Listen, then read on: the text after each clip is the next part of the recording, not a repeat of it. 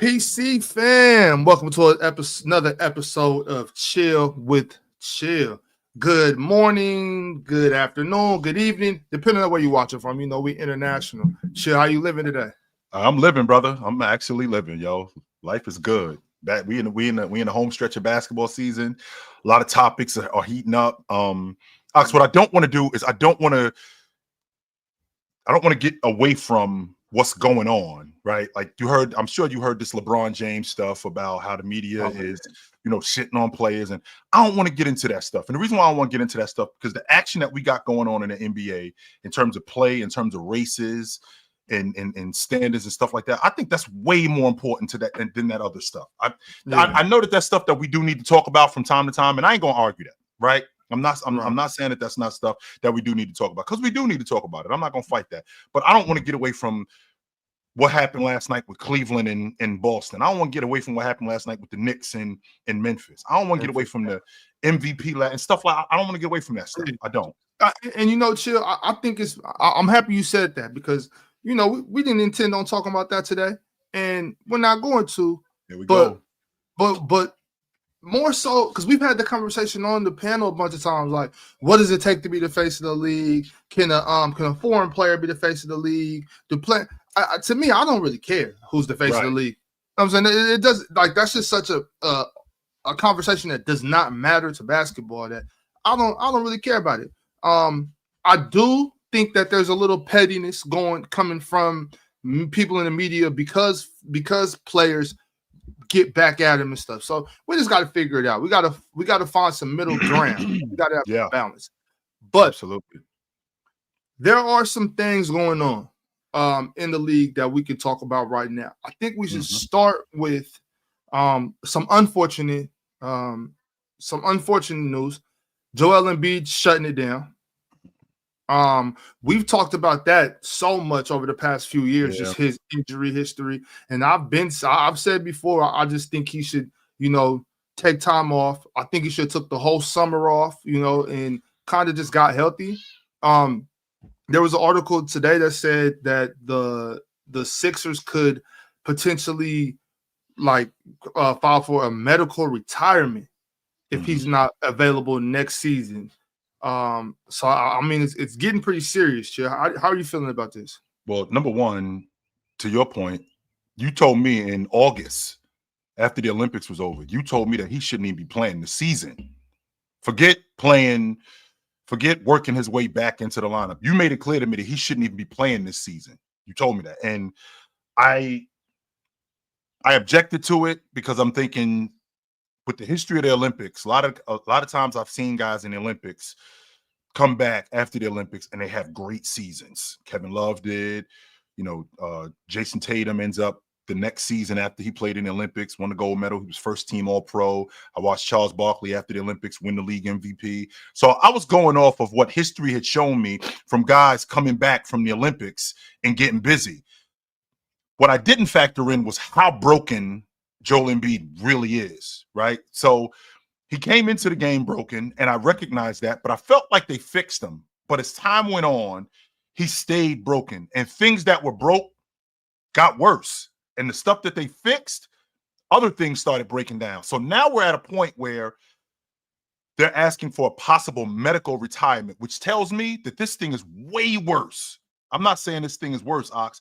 This thing is way worse than what they've been telling us from the beginning, where they think that he might not be able to play again, where they're looking for insurance for the dough that they paid him. That's why they're looking for a medical retirement, because they're looking for insurance for the money that they owe him. They still owe him almost $250 million over the next 4 years. Here's a guy who can hardly run.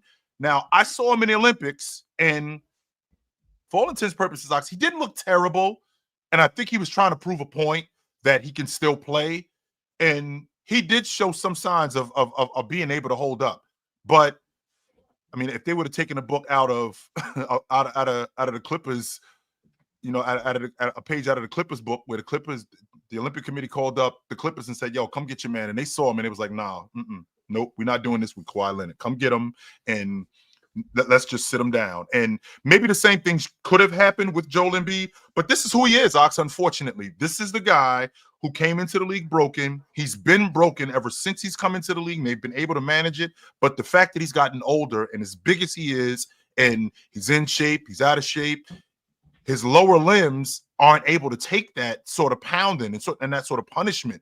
And that knee brace wrapped around his knee, Ox, it looks like when you see in basketball, like when you go to one of these outdoor courts, when you see that padding wrapped around the pole, that so you don't run into it. That's what that looked like on Joel Embiid's leg. It looked like he's dragging that thing. And I'm not sure if he's ever going to be correct, Ox. I don't know if he's ever going to be correct. And on top of that, what you want to do, because you mentioned this to me before, it's either or.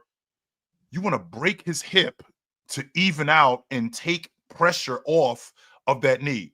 Well, he's already broken. I don't want to break anything else. I don't. Right.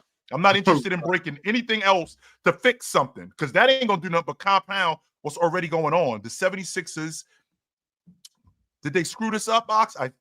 They did make a mistake, yes, because I think that negligence isn't the word I want to use, but I think that it was fool's gold to think that this could be something that was manageable, when in reality they knew how bad it was, and it was wishful thinking to think that it could get better than what it really is, instead of just accepting this is who this guy is, and this is where we're going from here. And they tried to make it. I think they tried to work with what they had and build something around him to supplement that. Only except, you basically did the same thing what the Clippers did.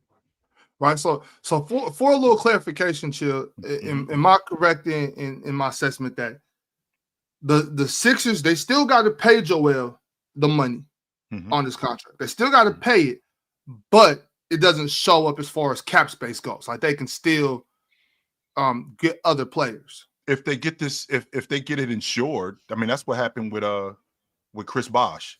They were able to get it. They were able to get it insured. Come to find out, his career is over and he can't play anymore. So they have insurance. So that doesn't count against the cap. As opposed to if Joel Embiid was able to play, like if he's unable to play, that's when the insurance kicks in, and they can ask for an exemption, which now doesn't go against the cap, and they can add other people to their roster. Man, that's unfortunate. Joel Embiid was an NBA MVP in the league just a few seasons ago, and to see things going this way is really unfortunate. I do hope he gets it together. But speaking of MVP, Chill, we've had some movement in the ladder, y'all. There's been some movement in the ladder as prospective MVPs go. And what? Really, Ox? Yeah. So apparently the new ladder looks like Jokic, SGA, Jason Tatum, Giannis, LeBron. So James is now in the MVP talks. Winning has a tendency to open people's eyes, but it also helps when it's James. Like Donovan Mitchell. Donovan Mitchell hasn't been in the MVP talks because there's some people who don't even think Donovan Mitchell's the best player on that team. I, for one, I think he's the man on that team. I think he's the star on that team. I think that Evan Mobley is the most important guy on that team. It's very much like what was going on with James and Anthony Davis, very much like what was going on with Scottie Pippen and Michael Jordan. I think Jordan was the best player, but I think what Scottie Pippen did for Jordan enabled Jordan to do a lot more.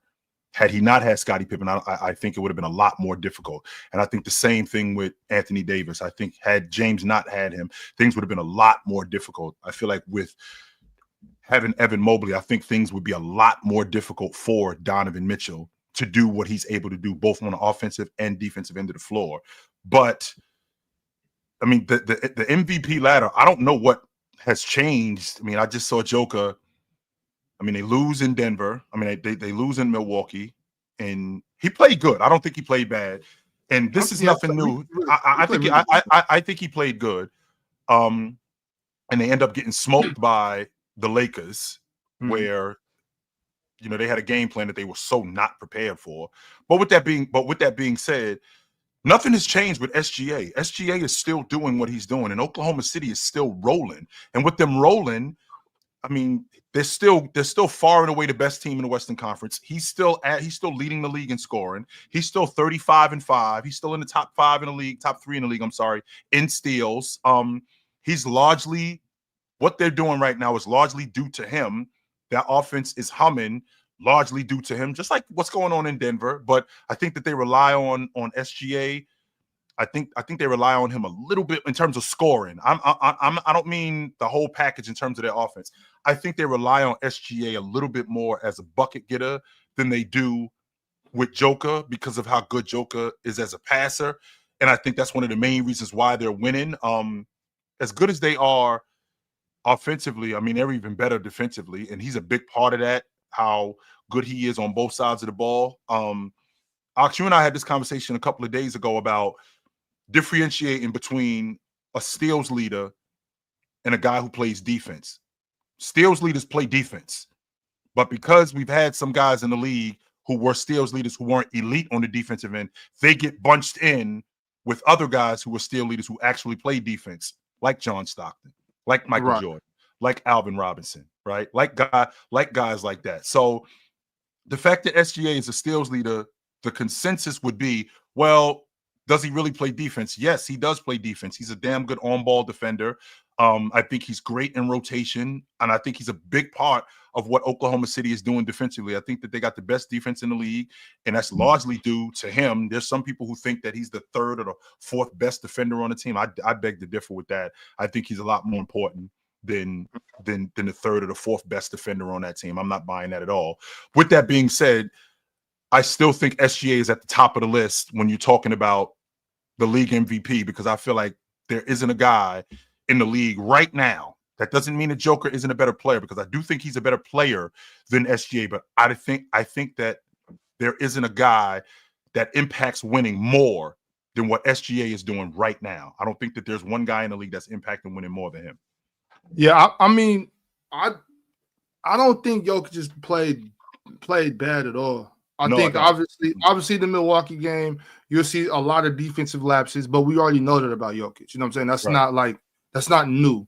You know what I mean? So we already know that and as far as I'm concerned, he's a defensive liability. But you know, some people will beg to differ. That's whatever. I don't want to get into that. Right. I just don't think that he's played well enough to pass SGA in this MVP ladder right now. Right. I think that's the thing. As far as I'm concerned, the MVP is SGA's. But you know, I don't got to vote. So we'll see what happens, guys. We still got 20, give or take, 21, 22 games left in the season. So we'll see. I think it's his to lose, to be honest with you. If I'm being honest with you, if you can consider what he's been doing, I think that what SGA has done the entire season, and I'm not saying over the course of like 2 months. Like James just entered the conversation off the strength of what he's done over the last, I think, month or so. I think since the All-Star break, he's averaging 30. He's averaging 31, 11, and 7 on 50, 40, 83 since the All-Star break, which was 2 weeks ago, Ox. And this is the same James who, if I'm not mistaken, today is March 1st. January 1st, y'all was telling me he was washed. January 1st, y'all was telling me it's time for James to hang him up. He's not as good as he used to be. We've got some inconsistencies with him. Now, all of a sudden, he jumps into the top 5, which I said, Ox, if he ends up being a first-team All-Pro, do we have to start having a conversation about him being in the league MVP conversation? I'm not saying that he's going to win it, because I don't think that he's going to win it. But I felt like if he keeps playing the way he's playing, I think that we're going to have a conversation about him being in it. Well, I understood what you meant by that, and as far as I'm concerned, he's in the MVP conversation now. Mm-hmm. You got 5 guys in the conversation. I think it's SGA's to lose, but as far as Giannis, Jokic, Bron, Jason Tatum, SGA, it's a conversation with all 5 of them. Moving on, y'all. I want to get into last night's games, but before that, we're gonna switch it up a little bit. Let's get to the lobby early today. We got some guys in the back. Let's bring them up, talk about some things, and we'll get to the games a moment later. But first, Quan became a YouTube member. Shout out to Quan. Thank you for that. I see we got another super chat. I'm gonna wait till after we get through the lobby. Johnny Boy 2000 Gaming. That's more pertaining to the conversation we're gonna have in about 15 minutes. So first, let's bring up. We got a couple fellas in the lobby. Let's start with my man Dub. Yo, chill. Dub C, what up, brother? Bro, what's good with you, man? What My up? favorite old head. What's Mhm. good, man? What's good, Bob? How you feeling, bro? How's the Chilling, man. family? How are you? Good. I seen the title, so like I got my thing set up here. Mhm. First time in a while, actually. And then I Mhm. seen the title and I was like, yo, bro, I'm not gonna lie. I don't think people talking enough about Cleveland in general, man. Like when we talk about playing basketball the right way, that's exactly what Cleveland's doing. I don't know if anyone's really paying attention to that, Mhm. but their whole shout out to Kenny Atkinson, right? Mhm. Because as soon as he comes in, he puts in this offense where it's not just people that's making decisions. When you are watching them play, they all have capabilities of either getting to their spot or they're quick to make the decision to the next man, right? Mhm. And they feed off of each other and even their actions, right? When they're doing, if Jared Allen sets a pick on top of the key for either Garland or Donovan Mitchell, right? He's Mhm. immediately going to either the top wing or even the corner set of off ball screen, not just cutting to the basket. That's pretty what do you call redundant, right? There's always actions and there's always purpose with how they move, and it's Different like, actions too. It's not yeah, predictable. It's not predictable. yeah, And that ball is a hot potato too, Dub. It don't stick to oh, they somebody's hands. move It doesn't. and It they does not. fam. I Mm-mm. watched them play, and it's very Mhm. similar to like the 2014 Spurs, right? Bro, Mhm. it's just they're constantly just moving the ball, feeding off of each other. Mhm. Everyone's smart enough to make a decision, right? Even last night, I mean, that's exactly what they do. People be like, I seen the super chat about, oh, KP and Drew being hurt. Like what? Like Cleveland beat them before. Like, so what are we talking about? So let's not say the Celtics in 5 because Jaylen Brown especially looks very what they said LeBron was washed. I won't say he's washed, but Mhm. he doesn't seem like what he was last year, right? But fam, the offense that they have, and one of the biggest acquisitions they had that I've seen no one talk about. Why is no one talking about DeAndre Hunter? Why is no one talking about them getting a lengthy mobile defender Mhm. who can shoot? Like that's exactly what I haven't heard anyone talk about Well, that he's at an all. upgrade. He was an upgrade. Actually, we did talk about that, Dub, because he's an upgrade to what Karis LeVert was. I really wasn't a fan of them moving off of Karis LeVert, and the reason why is because I knew that if they brought DeAndre Hunter in, I thought that they would immediately move him into the starting lineup, and I felt like he's the most effective as a rotation guy. I mean, he was up for Sixth Man of the Year, and I'm thinking, well, how much more effective is Strus if he comes off the bench? And he actually has been pretty effective coming off the bench, and I don't hate it. He is I good off don't. the bench. I Yeah. don't hate it at all. The thing that I was worried about the production of DeAndre Hunter because I felt like him coming off the bench, playing against that second unit, he's better than most second unit guys, and they take advantage of that. Like how he moves off the basketball, sliding to the corner, diving to the basket, and on defense, I gotta give him a lot more credit than what he gets. I mean, he does a great job on Jason Tatum. Even when he was in Atlanta, he does a great job on Jason Tatum. I saw what Jason Tatum did yesterday, 100%, but he made it tough on Jason Tatum, no doubt about that. Yeah, like even though, and that's where it's like when you're guarding, and Jason Tatum is a great player. Like as much as people like make fun of him because of your stance is chill, like you can't deny the fact he's still a great player. Like Sure. so, like if a guy's on like that, like there's not much a defender can do. But you got to see on, are they closing out properly, right? Are they getting beat off the dribble a lot? And even though a guy could drop 46, you can still acknowledge like, yo, it's good defense and better offense. That's a saying for a reason, right? So Dub, he Hunter went was, after they had Evan Mobley in the action. yeah. They had Evan Yeah. Mobley in the action last night. So listen, I'm very excited for that series that's gonna happen.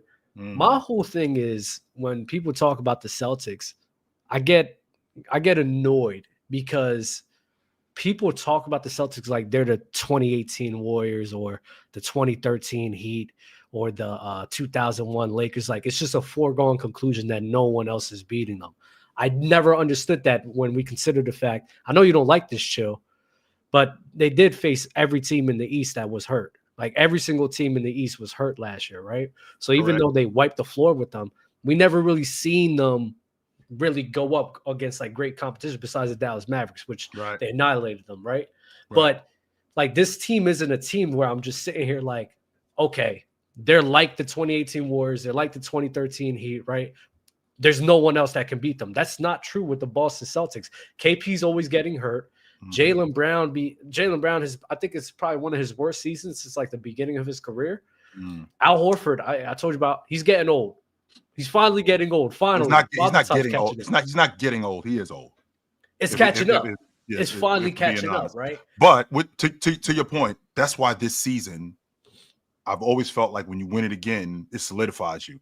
For the point that you just made right there, they're not the 2018 Warriors, which I don't think that they are.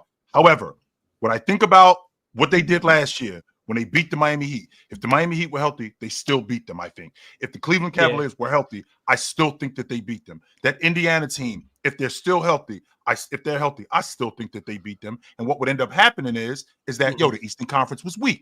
That's what was going on, even though they annihilated Dallas. Now, this season, with these teams all hopefully being at full strength, I just can't see, even though what I saw yesterday with this Cleveland Cavaliers team, and I'm not going to argue that Cleveland punched them. I mean, they came out and punched Cleveland in the face in the first 5-10 minutes of the game, and then Cleveland was able to get back into it. I'm not going to argue that right there. What I need to see, this is why I think the Celtics are the favorites, and I can't see anybody beating them 4 times in a week. I need to see you do what they do, and do what you do, and stop them from doing what they do better than them. I need to see that. I need to see you do that 4 times in a week. This is one of the better. Go ahead. This is one of the better guarding teams at the long ball line. This is one of the best defensive rebounding teams. This is one of the better offensive teams in the game.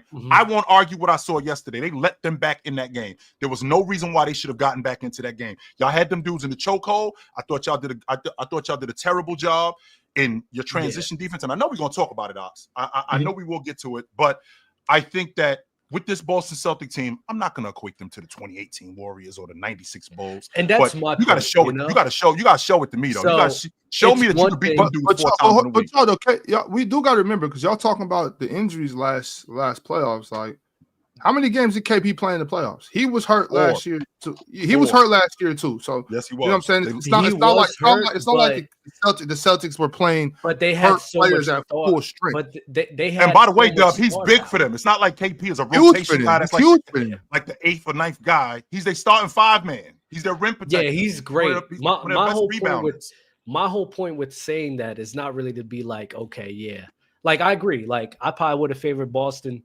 I did favor Boston, actually, even if everyone was healthy over everyone else that played last year, right? The point I'm making is just because of what we seen last year with them facing hurt teams, I don't think you fall under this, where it's not you, okay, I think this team is going to make it. But there's people really believing it's a foregone conclusion. No, they will make it. There's no chance of them losing. That's my issue, right? If Cleveland beats them, I wouldn't be shocked. I wouldn't be shocked. I'm on record saying that I can't really see anybody beating them 4 times in a week, but I also wouldn't be surprised if they lost in the second round because of the way that they play. And the reason why is because that 3 ball would have to basically go in the tank, and they would have to just completely wither.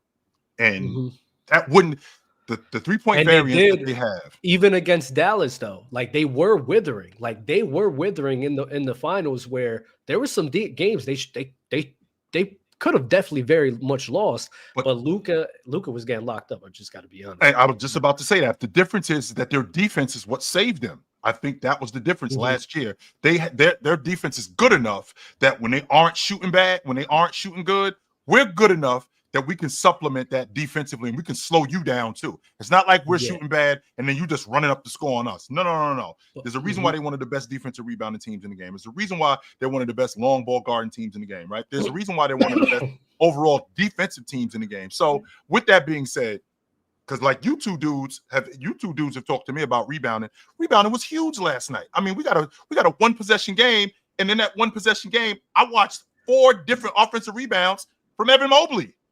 4 different ones. You guys got to rebound the ball. Well, to Ox's point, no KP on the floor. That's a big deal. Your big fella ain't here. So the fact that your big fella ain't here, and to your point, you know, we basically got Unk out here. You know, Unk don't have what he used to have. Oh, no, he don't. How many minutes he played last night? Like 9?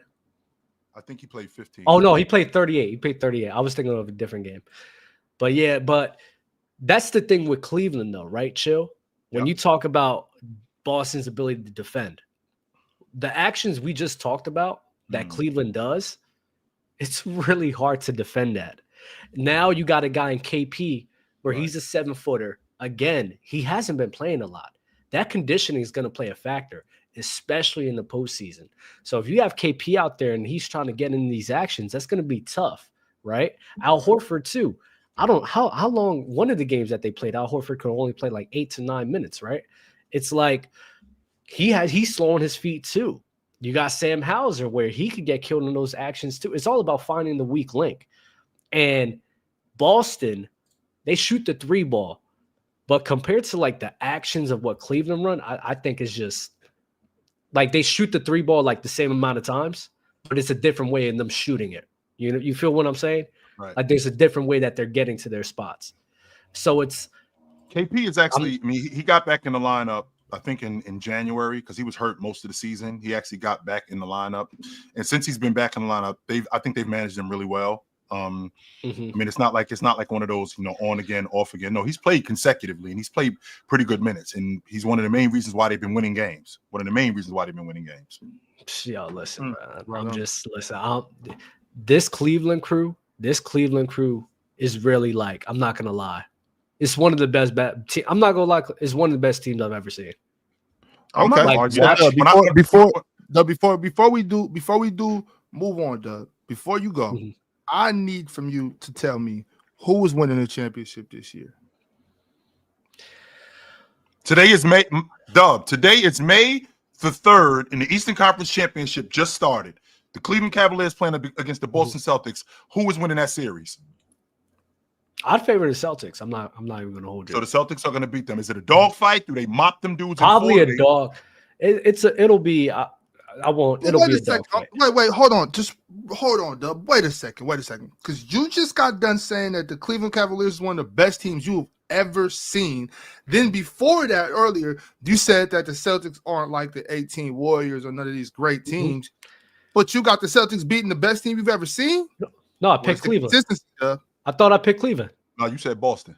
You said Boston. My bad. I meant to say Cleveland. That's my bad. Oh, okay, cool. I'm tweaking. I meant to say Cleveland. Like, I actually, yeah. That didn't make sense. Yeah, I W Mans for calling me out on that, but I picked Cleveland. Yeah. The thing is, I would probably think so in terms of winning the chip, you got Cleveland and I got OKC, right?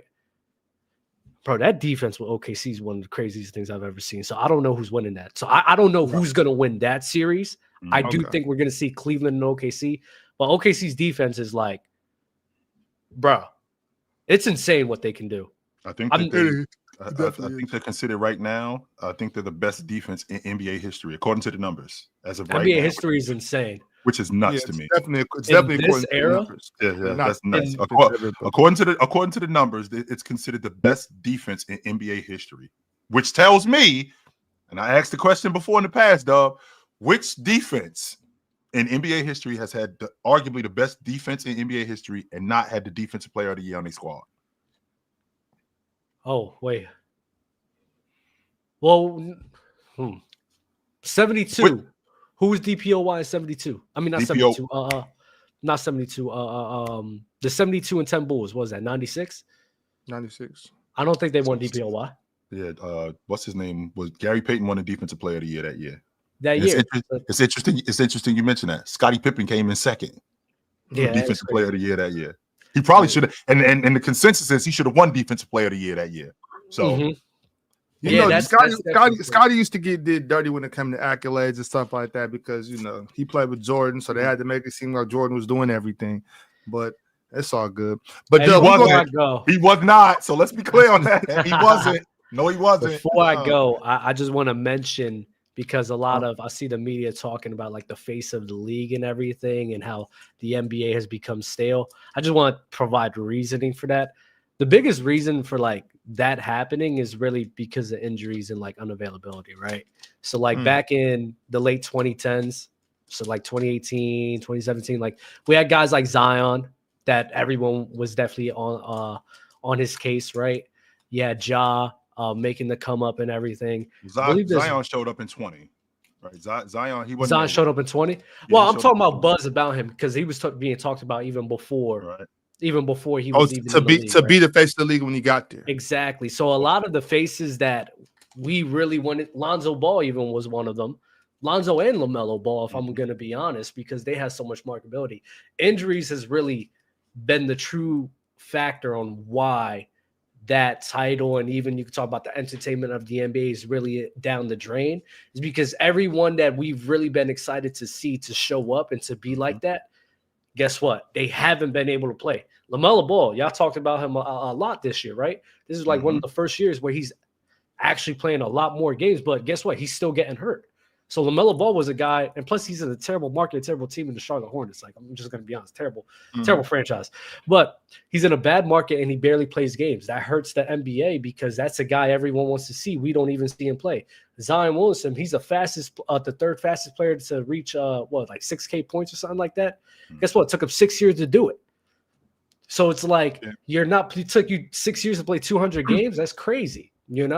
So a lot of John Morant and his issues. So a lot of the faces in the league that everyone really wanted to see, Lonzo Ball too, because he started getting hurt. The injuries really played the factor. And that's why the NBA is where it's at right now. We really don't know who to root for right now because the people we wanted to see win can't play. Right. And now Joel Embiid is another one. He was just talking about him. Bro, the man's like 300, not 300. He's like 280. He's getting older. He's always had injury history. It's just going to get worse over time. Like, it's sad. Yeah, that's a valid point. That's a valid point. But all right, Dub, we're gonna see my dude, Dub C. Yeah.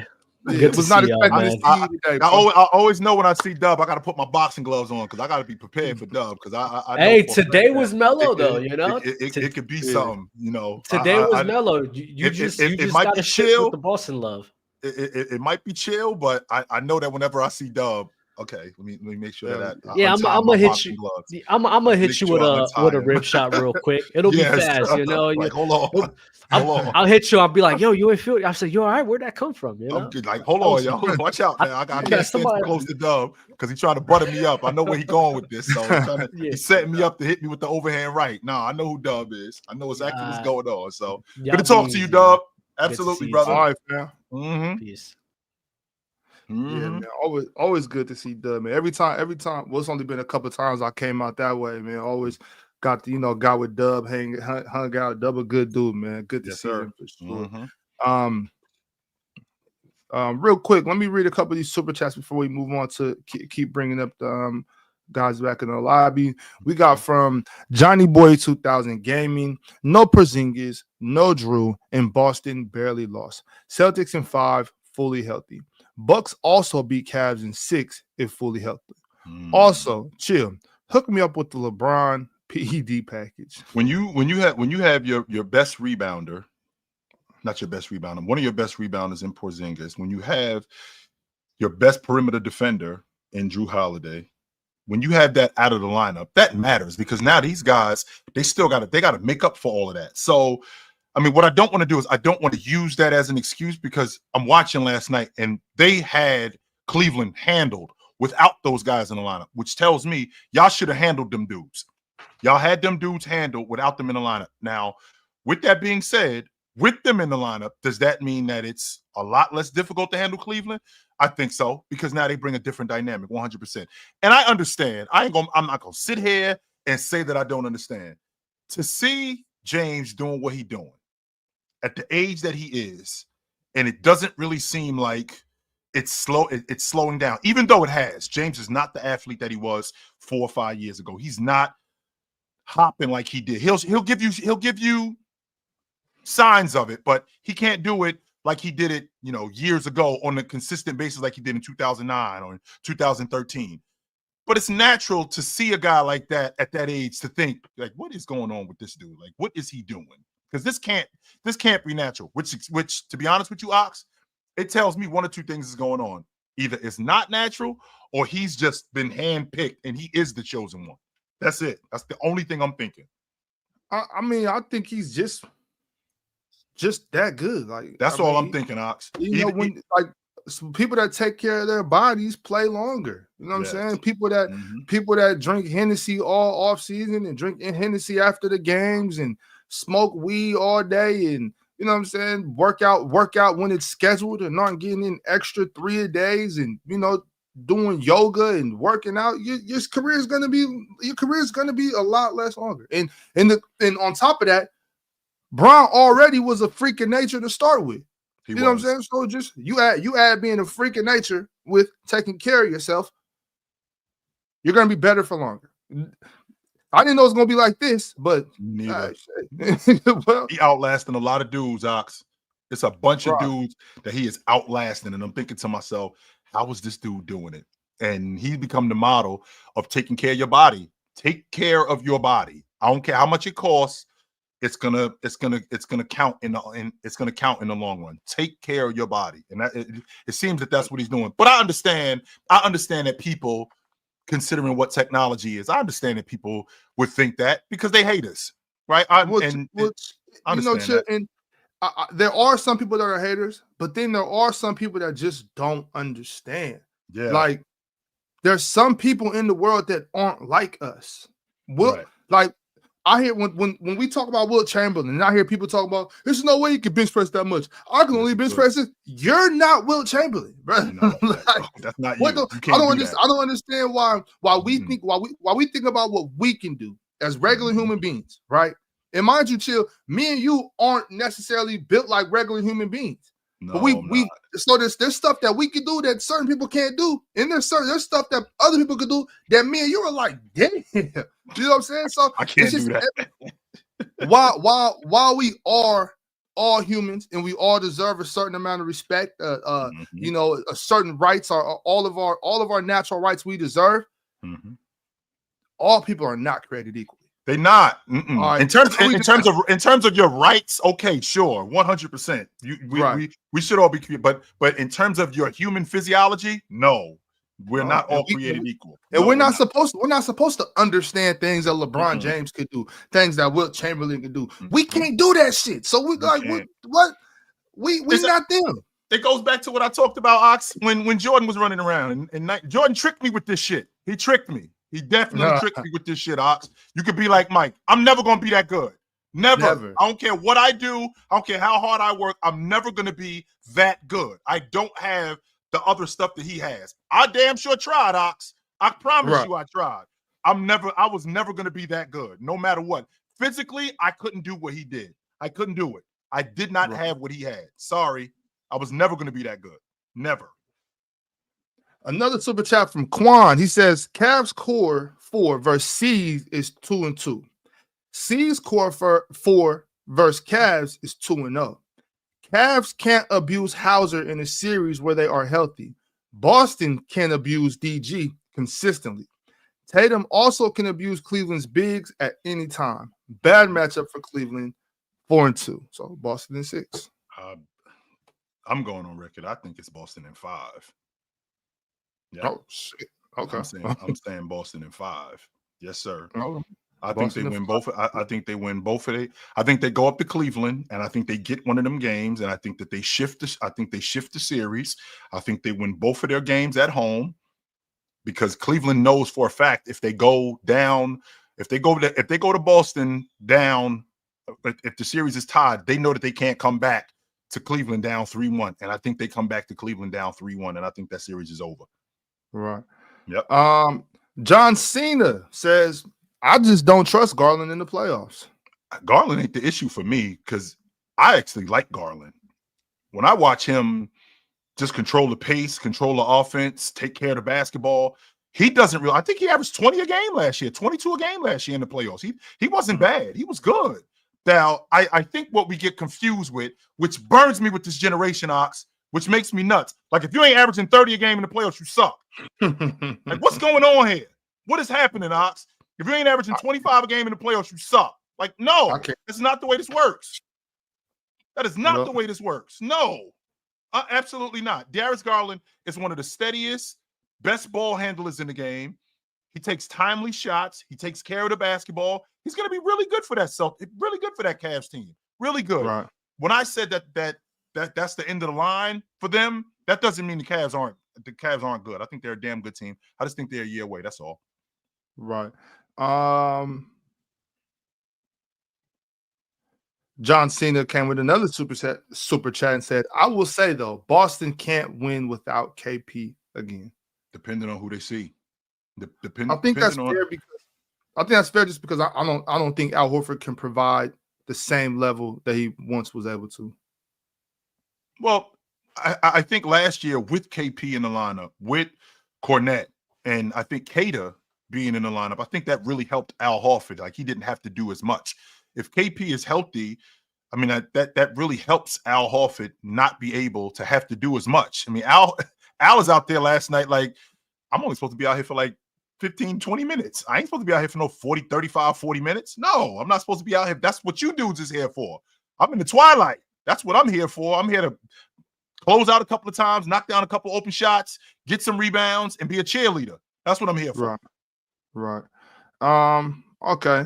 So let's see who else we got in the lobby. Oh, my man Leaf Diggy been waiting for a moment. Let's pull up my man Leaf Diggy, see what he got to say. Straight from Brooklyn. Leaf Diggy, what's going on? What up?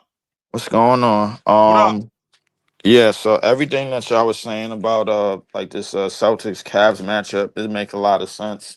At full strength, I think the Celtics they're gonna they're gonna force the Cavs to play a lot of one-on-one defense and a lot of possessions because they shoot the ball so well on any given night.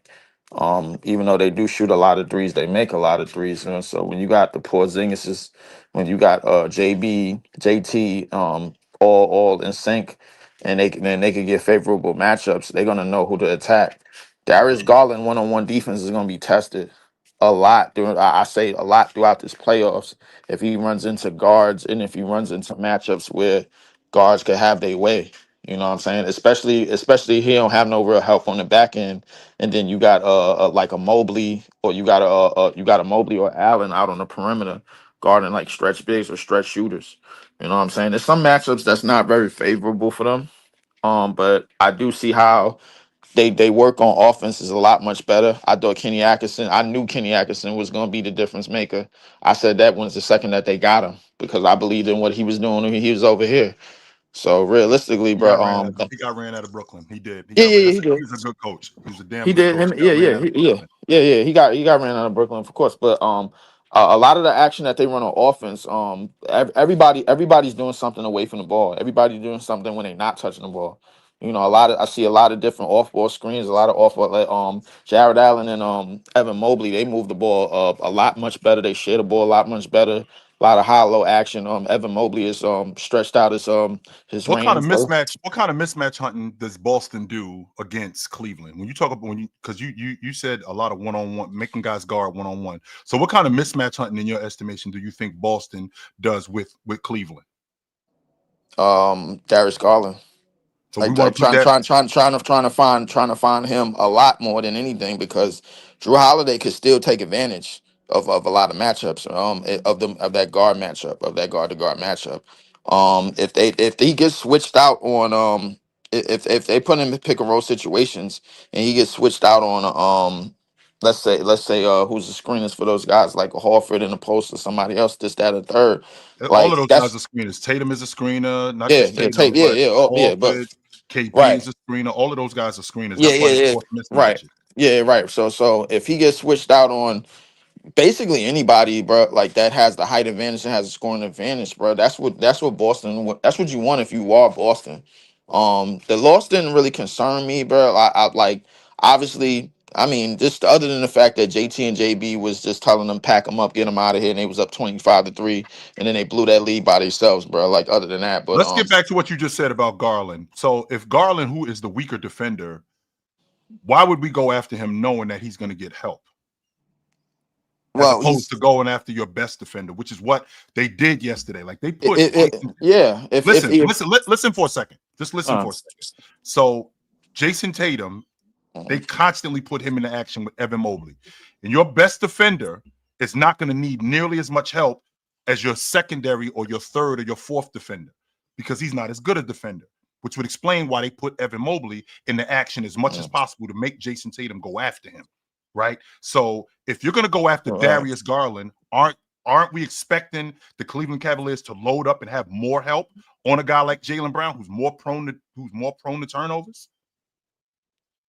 Yeah, but at that point, that's where the drive and kick game come in, because like that's what the Celtics like to do better than anybody. They like to draw a lot of defenders and then kick out to the wings and find these shooters. So when you have a Celtics team that's on the money from the 3-point line, that works. You know what I'm saying? But they set it up in a way to where they could find these shooters much easily. They attack a side where they could draw a double team, like where Allen maybe on the left or Mobley maybe on the right, and they might have a House out on the corner or have a Pritchard out on the wing, Yep. and then that's where they best that's where their best offense comes in. Right. You know what I'm saying? And I think the Celtics is going to be looking for that, because that's mainly how they play anyway. You know Right. what I'm saying? So that's not, I don't think the attack formula is not really going to change, but I think the health factor has to be all intact. I think KP has to play that series. I think Oh yeah. can if KP has to Mhm. play that series, man, no matter no ifs, ands, and buts about it, he has to play that whole series. By the way, he played 7 games last year in the playoffs, not 4. He started 4, but he played 7. But that's how they had it. But KP has to play Wait, that so Leaf, series. before I do let you go, Leaf, I just want to make sure we get something clear to the viewers. Are the Cleveland Cavaliers championship favorites? They Eastern Conference championship favorites. I can't really speak on how they match up against other teams outside of OKC in the West. If they do Mhm. get out of the West, man, you mean Denver is coming? Obviously, I never gave up on them. You of course you got. I'm standing right here right now. There's going to be a Lakers and a Warriors matchup in the playoffs. I'm positive of that. And the Warriors win that, or the Lakers win that? I don't I know. mean, your boy Steph Curry just hit 56 the other night. So You mean I- your boy? You mean your boy Steph Curry just But hit 56? we know how you feel about that. We do. Yeah, We well, maybe yeah, yeah. maybe he ain't done yet, Leaf. Listen. Hold up. I'm gonna say this before I go. And Cheryl is laughing, and I know why you're laughing, bro. Because we talked about this shit the last time. Get that goddamn smirk off your I'm face. sorry. I'm Look, sorry. look, Sorry. look. It's well documented that Steph Curry at any given moment could put on a cape.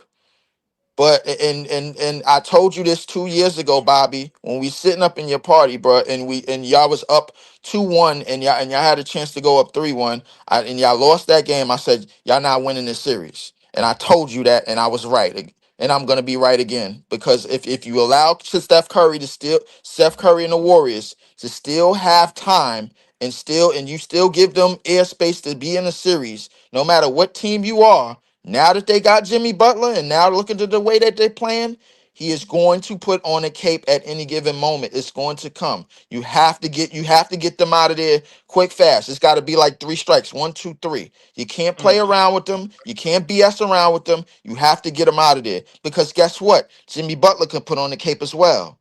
And Right, he's known to do that. Seven of the top 10 Miami playoff moments, he has. So right, he can put on the From, cape as from, well. So from scoring, not playoff moments, just from scoring. right. Yeah, let's get it From clear. so from No, so not okay from scoring. And he has other moments as well where he could fill up the stat sheet. So the mm, reality is that you have to get them up out of it. As far as the Lakers go, I think they playing the way that they're supposed to play. I think they listen. The best asset is to get LeBron out in transition as much as possible, mm. because that's what LeBron likes to do. He likes to rim run. He likes to get up and Right. like But he likes to but leak Leaf, out. So I don't want to cut you off, Leaf. I just we can't get too far into it. We got a short show today, and I still got a full lobby, so we're gonna start running through the guests. Appreciate you as always. It's always love on Brooklyn in the house. I'll catch you next time, brother. Appreciate all you. right, Bobby, I'm waiting for you to go live. Cooper flag to Brooklyn. Nah, that's not happening. That's not I'll be happening. back. I'll be back, Leaf. That's I'm not. being That's not more busy. happening. That's We not working. happening. Later, That's not Leaf. happening. I already told you Later, about brother. that. Later, brother. Leaf will be ecstatic if they got Cooper Flag. He just trying to keep it cool. He Yeah, don't he want trying to nobody act cool. He absolutely want Cooper flag in Brooklyn. Yes, he does. Okay, who we got next? We got down here Sleazy Ty. I thought I said Sleazy TV. Sleazy Ty. Let's see what my man got to say. What What's up? up, bro? What Yo, up? what up, Ox? What up, What kid? up? What up? So, I really want to know what y'all think would happen. And I know OKC is the favorites in the West, but if the Lakers, a fully healthy Lakers offense with Austin Reeves and Luca and LeBron against OKC in the second round, what do y'all think? Would y'all think the defense would take over that series, or would y'all think the Lakers offense would take over that series? I don't even. Why are we talking about the Lakers? What if Dallas is healthy with that front line? Yeah, I agree. What about Dallas? Because they of any team is built to beat Oklahoma City, it's Dallas with Davis and Lively and Gatford, and PJ Washington and Marshall. The way that they play defense, if any team is built to beat them, it's those guys. I mean, I don't know how healthy they are, but it's them. Yeah, that's why I said second round. I like Dallas. I've already said that I like Dallas healthy against OKC. But you just brought up a good point. I just don't think that defense is going to fluster LeBron and Luka. I don't think LeBron and Luka are too much worried about those guys flying around. They're not big. I mean, J Dub got some size to him, but other than him, obviously Lou Dort is a physical specimen, but he's not necessarily compared to those two. He's not big. Right. You know what I'm saying? So James ain't tripping on Lou Dort at 6'4". No, he ain't. Right. Luka not either. I don't think I hadn't thought about this until just right now. So that's why I'm kind of getting excited because I'm thinking about it. Like, I don't think LeBron and Luka are too much worried about that OKC defense at all. In fact, if they might be welcoming that defense, like bring them dudes. Yeah, that's why I said Dallas definitely, the bigger teams in the West definitely have a better chance. That's why I said second round chill, because if the Lakers, the 4th seed, and they play Houston in the first round, I think they beat Houston in 5. And then if OKC play Minnesota in the first round, then that's the second round matchup right there. But Western Conference Finals, I still think Denver. I just think that OKC, in terms of offensively, I know that they rely heavily. I know that they rely heavily on Shea, and I accept that they rely heavily on Shea. I won't argue that point. They 100% rely heavily on Shea. However, they do have other guys who can score, and the fact that they got Chet back in the lineup and how much better he's been since he's been back in the lineup, plus having Hartenstein coupled with that defense, they got 4 or 5 guys just on the perimeter that are elite defenders. 4 or 5 guys that can slow you. They ain't gonna be able to stop guys, no doubt about that. But they got guys that can make it hard on you and slow you down. And I said before that I do like the Lakers. I like their chances against anybody outside of Denver. But when I think about what Oklahoma City has as a total package, the way that they crack the long ball, how good they are in transition, how they create offense with their defense, they're gonna be a tough ass out. I got them winning the Western Conference Championship. I do. Yeah, me too. Me too. But yeah, that was it, y'all. All right, brother. Good to talk to you. Y'all be smooth. Okay. Good question. Man, made me think about that. I think the West is going to be, once again, I wouldn't be shocked if OKC wins the West. Like, don't get me wrong, but I do think there are a couple teams that's not really worried about those young fellas. But we'll see. You know, guys, it's next month. Yeah, next month. We're in March. Playoffs start next month. 6 weeks from today. 6 weeks from today is 6 weeks from Saturday is the playoffs. Right. So we right here, y'all. So y'all make sure to stay tapped in, man. Oh, I can't wait. I'm getting excited. I just realized it's March. We almost there, y'all. Let's get to it. We got let me read this super chat real quick. Wow. From BDLD. He said the NBA is horrible right now. Ratings prove it. No, the ratings don't prove it because they're not tracking the ratings the way that they should. They're not tracking the ratings online. They're not tracking the ratings from the internet. They're not tracking the ratings from TV. I can tell you right now, if we're sitting in a room, and this is really interesting that I heard this, if we're sitting in a room and the TV's on and it's just me, they just tracking the ratings of me, not realizing that Ox is over my crib, Ron is over my crib, Mars is over my crib. I got 20 people in here. We completely leaving that out. No, that has nothing to do with it.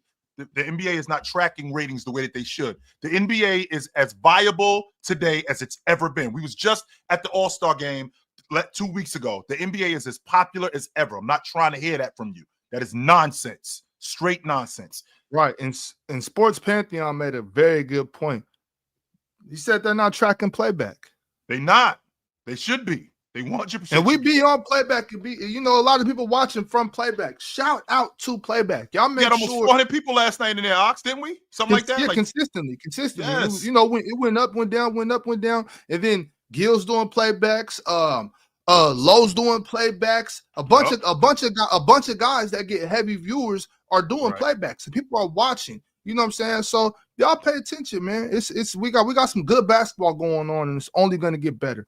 Right. Guys, we only have 5 minutes left in the show. I'm gonna try to get through two more guests if I can, but we'll see what happens. We only got an hour show today. You know, I had some things going on this morning. My son's last basketball game, we had to push it back. Apologies, y'all, but we're getting to it. We're getting Family to first. it. Family first. Let's see who was I think this brother's name is Geet. Geet, I think. Hope I said it right. What's up, bro? What up? What up? What up? What up? What up? Man, why can't my Cavs win at all? I've been seeing videos of you, Chill Town, disrespecting them. Disrespecting them? Don't believe in them. You think it's a disrespect that this team can't win it? I don't know if it's a disrespect. In fact, I'm the one who had the Cavs the highest out of everybody. And then I've seen on the videos of panel. you disrespecting them. I've seen videos of you saying, "Oh no, it's a guarantee. Boston going to the finals. They're selling as the Eastern Conference Finals. I don't think they Yes. have what it takes." Yes, I don't think that they can beat the Celtics. That's not a disrespect. No. I still think that the Cavs are awesome. I just don't think they can beat the Celtics 4 times in a week. That's not a disrespect. A disrespect is man, I'm surprised that these dudes even in the playoffs, man. Garland is whack. Evan Mobley is soft. That's a disrespect. And none of that is true. None of that is true. Anybody who knows me knows how I feel about Evan Mobley and the Cavs team. If you've been watching any of my material, you know how I've been the biggest on the Cavs, one on the panel. And I've always bigged up the Cavs. I just don't think they can beat the Celtics 4 times in a week. This season, I think Evan Mobley is the difference. That's why. I think Evan Mobley is the one who isn't there yet. I think he's getting close. I just don't think he's there yet. I still think that offensively, they're going to need something from him that he doesn't have yet. He's getting close. That scoring that they need from him in terms of a defender, I think he's the best defender in the league. And I get a lot of pushback from that, but I think he's the best defender in the league. But if you're going to play against Boston, you're going to have to do what they do because you're not going to be able to slow them down. And they can. We've seen the Cavs execute at a high level. And you have seen 100%. And you've also seen the Celtics execute at a high level when they're healthy. You haven't beaten them. You've beaten them these many times when they've been healthy. And so is that our fault? Is that our fault that we can only play who's in front of us? We wanted them to play. That's it. That's all you could do. That's all you could do is play who's in front of you. But come playoff time, it looks like they're going to be ready. So come playoff time, if they're ready with their full squad, I'm having a difficult time seeing y'all beating them dudes 4 times in a week. I'm having a difficult time doing that. Good luck, right on. I got to keep it moving. I'm gonna try to grab one more guest, bro. Appreciate you. Check us out next time. We'll have. I'm going to the East Finals when that happens too. By the way, with Cleveland and the Celtics, I'm going. I'm 100% going. All right. Don't forget about that 30 that D-Man's be dropping. I think he averaged 30. I think he averaged 34 a game against them. 30.8 most points. Yeah, something like that. Jordan. Something like that. Yeah, he gets busy against them. Mm-hmm. All right. Yes, okay, let's see who else we can get up here. Next up, I think Jerome. Let's see what's up, Jerome. What up? Hey, what's up, man? I don't know how I managed to close every show that I'm on, definitely with Chill. But let me say it like this. Man, I want to apologize to you, Chill, about your Celtics. I did not realize that's like a child, and I don't talk about nobody's children. And it's like talking about somebody's child. I'm like, man, I ain't no say nothing about your big head child no more. But I know how you feel about them Celtics right now. But here's what I'm gonna say about it. Yeah, you're right, man. That I just like last night, I saw them. They wasn't full strength. So yeah, I'm like, I know Chill gonna hit him with they didn't have Porzingis and Holiday. They had enough to beat them dudes last night. They still shouldn't have lost to them. They had enough to beat them last night. They should have beat them. They got outscored. They got outscored in the from after the first quarter. They got outscored 97-78. That's 19 points after the first quarter. Y'all had enough to beat them dudes last night. The way that y'all jumped on them, y'all had enough to beat them. Y'all did. But it's on top of that though, Chill. It's such a game of runs that they were up 25-3, and then they made it respectable already in the first quarter from the way they went down. So after the first quarter, it was a game. Yes, so, I think they ended up being down like 11, something like that at the end of the first. But they was in it. They were 100% in it. Yeah. But check this part. Here's the part about the game. I know y'all watched the game, but here's what people don't really realize about this regular season thing. This is why I don't really I look at history. Nobody really cares about the team that has that best record. See, they'd be more focused on that regular season because they're excited about it. Man, I done seen the Atlanta Hawks, the Phoenix Suns, and when Big Z them was in Memphis, and I watched them guys, and you be thinking they're going to get into the playoffs. The game slows down. It ain't how you start. It's how you finish. When I saw Jason into a bad matchup too, you could definitely run into a bad matchup. Yeah, man. In the fourth quarter, when I saw Jason Tatum drop that 30, I said, "Bro, I promise you, he won't give you, but he'll give you maybe half of that." I said he might end up with 45, and that's exactly what I don't know what it is about him on how he finishes the fourth quarter. That's why he can't get in the LeBron James, the Dame Lillards, in those categories, because people remember him on how he's finishing the game, man. Like Brown, them guys, man. I don't know what it is. They push him through, but he get him there.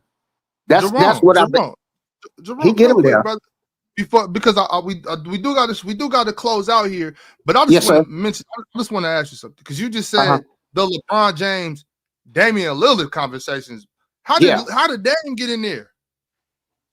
Dame is a closer, bro. I remember, if you think anything about Dame, you don't really think about all these points he scored. You think about what? Dame time, closing you out. Okay, I see where you're coming from with that. Yeah, that's the only thing I'm saying about that. But yeah, I appreciate y'all, man. I love y'all show.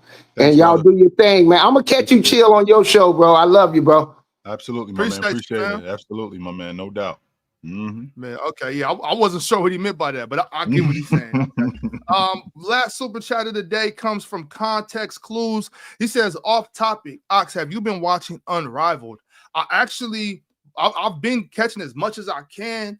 I'm disappointed in how much I have watched. I think I've only caught, honestly, like 5 games, and I watched most of the one-on-one that they did. But the Unrivaled is awesome, and shout out to Fee and Stewie for putting that together. Shout out to Giannis and all the other people that helped them and invested in that league. Man, that league is awesome, bro. Y'all, if y'all haven't watched it, make sure y'all do. Unrivaled is dope. But man, I've just been so busy. I haven't been on college hoops as much as I would like to be, men's and women's. I've been missing a lot of Unrivaled games. Man, I haven't even gone to any high school games this year, man. I've been really missing a lot of hoop this season. But been trying to tap into as much NBA as possible. Yeah, but that's the answer I got for that. But yeah, like I said, we only had an hour today, y'all. So we are gonna close out. Appreciate everybody for pulling up on this beautiful Saturday. It's beautiful outside. Make sure y'all go outside and get some fresh air, get some cardio, drink some water, have fun. Before we go, Ox, you got an announcement to make? I mean, I know that they see us today, but I mean, I can't. Okay, so we got to hold up. Okay, we're gonna hold off. I'm waiting for a text message from Claire, and I got a text message from Claire. It's not the text message I've been waiting for, but she's saying, y'all get the hell out of there. So we definitely doing that. We definitely. Sorry, y'all. Appreciate y'all for pulling up, even though it was a different time. A lot of y'all showed up today. Appreciate y'all. Absolutely, man. We care about you guys. We'll see you soon. Until then, put on a suit, drink water, don't drink and drive. Hey, man, call your mother. When last time you talked to your mother? I just talked to my mother a couple of days ago. She told me to watch the HBO documentary. So call your mother. Absolutely. Call your mother. We will see you guys soon. And if you're ever in the Portland area and you had too much to drink, it's my man right here. Pick up the phone. Call him. He won't leave you out there. He'll have something for you. He'll have something for you. So we will see you guys soon. Until then, take it light. But take it. Absolutely, man. It's good to see you guys. Peace.